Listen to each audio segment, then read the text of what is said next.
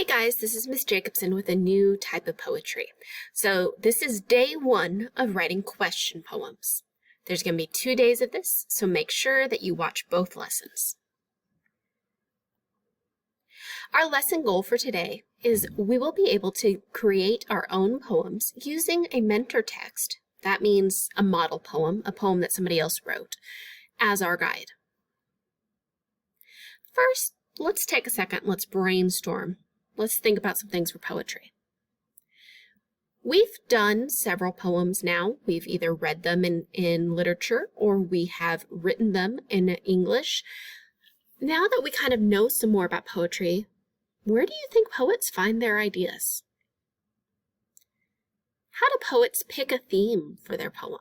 Do they just kind of look at what they've written and say, oh, because this is the theme?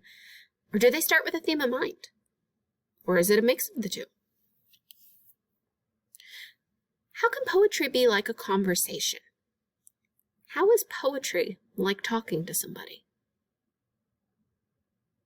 Got those questions in your brain? Let's see if we can dig a little bit and find out.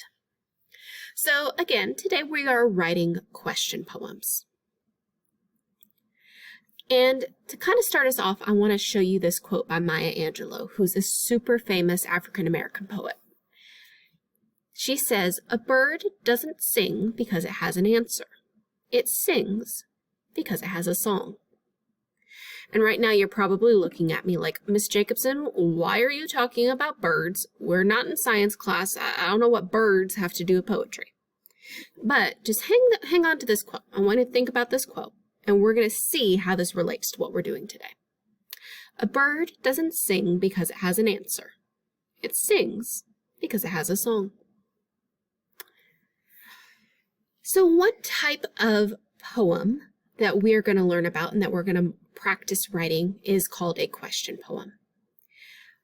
Good poets aren't afraid to ask big questions.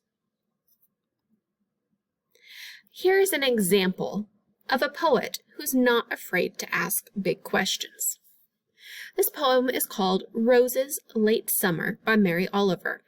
And if you look, I've actually highlighted some of the question words in red. So Mary Oliver asks us, what happens to the leaves after they turn red and golden and fall away? What happens to the singing birds when they can't sing any longer? What happens to their quick wings? Do you think there is a personal heaven for any of us? Do you think anyone, the other side of that darkness, will call to us, meaning us? Beyond the trees, the foxes keep teaching their children to live in the valley, so they never seem to vanish. They are always there in the blossom of light that stands up every morning. Now, this isn't her whole poem. If we dig really deep into this poem and we dissect it, we TP cast it, we go through the theme, there's like a whole lot going on. She uses imagery to kind of think about the answers to her questions, but we're not going to look at the whole poem today because I'm less concerned about us understanding this full poem than I want us to see these are examples of questions that we can ask in poetry. Good poets aren't afraid to ask questions. Here's another example. This is another one by Mary Oliver. It's called The Summer Day. Who made the world? Who made the swan and the black bear? Who made the grasshopper?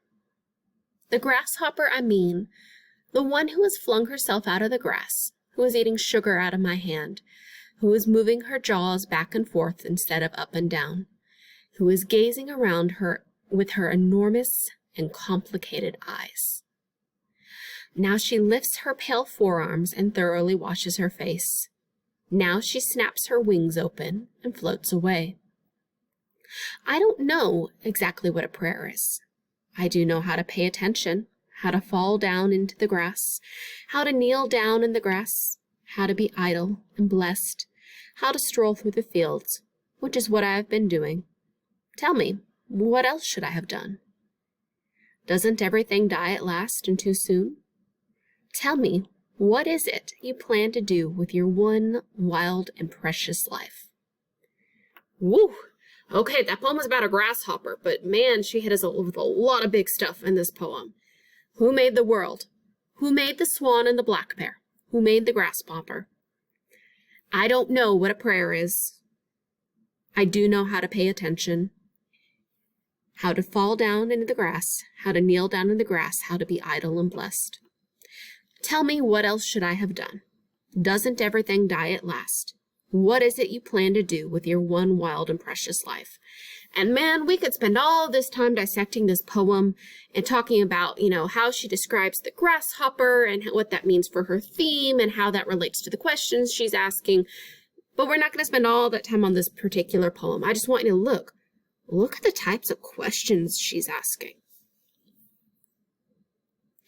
Finally, this is one of probably the most famous poems in the world, and it's called HARLEM by Langston Hughes.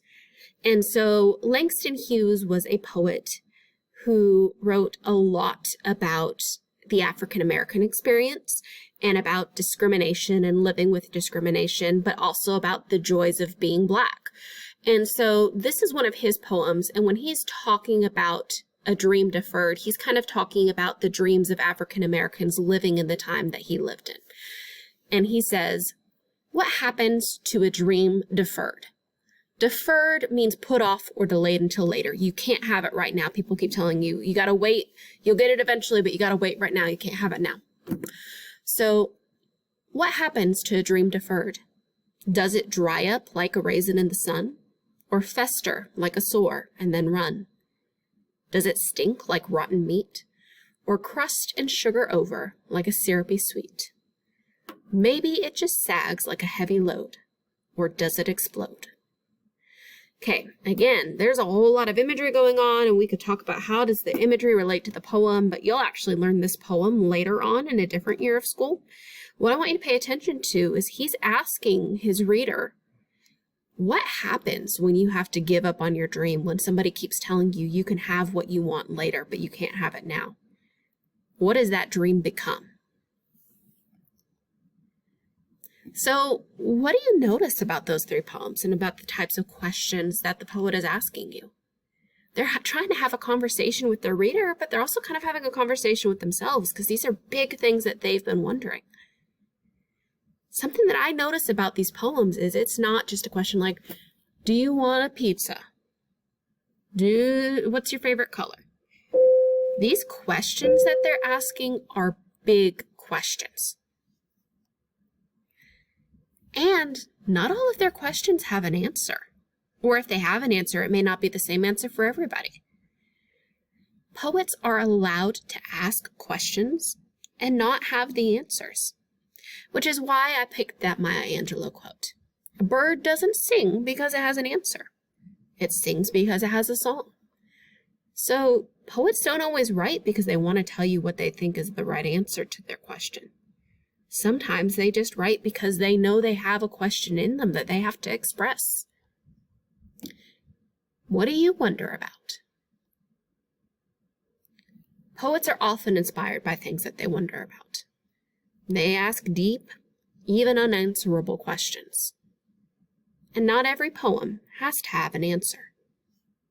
Today, to get a better grasp on question poems, we're going to TP cast a poem called Would I Still Be Me? I'm actually going to break the TP casting itself into a separate video for you to watch, because otherwise this video is going to be really long. But I want to read you this poem, and I want you to think as we listen, what question is the poet asking?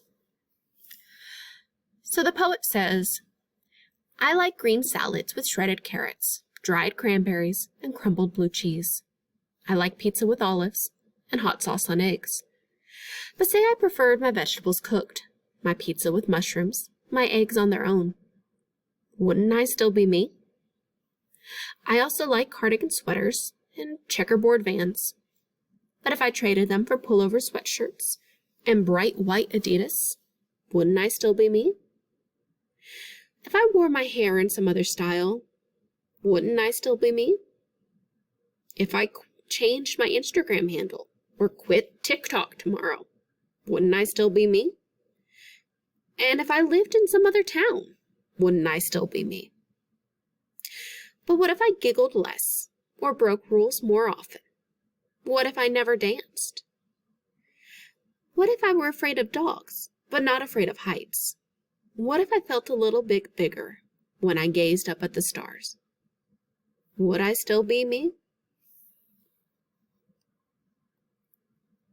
What question, what big, maybe even unanswerable question is the poet asking themselves?